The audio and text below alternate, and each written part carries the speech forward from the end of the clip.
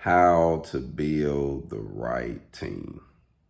Family, let me tell you something that I have learned over time is that we try to build a team with people we know, with people we love, with people we respect, with people we have had a relationship with over time.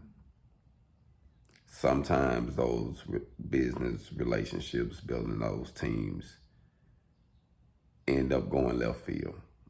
There's a rare occasion where a completely business is going as normal when it comes to just straight family.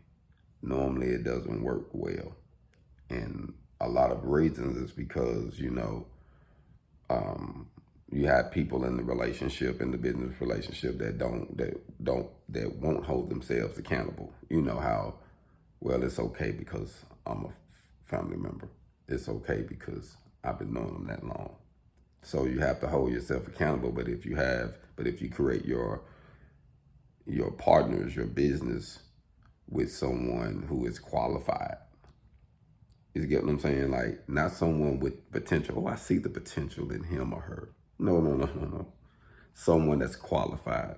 See, you as an owner, if you're going to spend your money and you're going to invest and get things going, see, most people won't put their money where their mouth is, but they're willing to, they want to brag and say that they're the CEO, or they want to say, I'm an owner.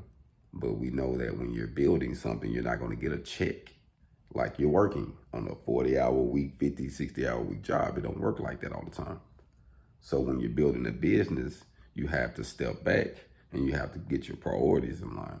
So I've learned that it's better to get someone that is qualified in the positions you need. Yeah, I know I could use my cousin or sister or brother, but this is a qualified accountant. Yeah, I know I could use this person, but this is a qualified media specialist. Yeah, I know I could use this, but this is a qualified real estate developer. You get what I'm saying? And if you do that, you will save yourself time. Don't try to build your business from your heart. And I know you want to, and I have a couple, and normally you'll have a couple from the family, but it ain't gonna be everybody, and it ain't gonna be those that you really, really want 9 times out of 10. It might be one that just stepped up to the plate, but the one that you was expecting, it might not be them. But don't knock it if it be the next generation, their child or the next child, because it might happen like that, or the niece or nephew or whatever. So don't knock it like that. But just knowing it ain't gonna be the person, but that person that come, they're gonna be qualified. They're gonna be ready. They're gonna already have a vision. You're gonna see what they're strong at. But we try to see a person potential and want to build something around some potential.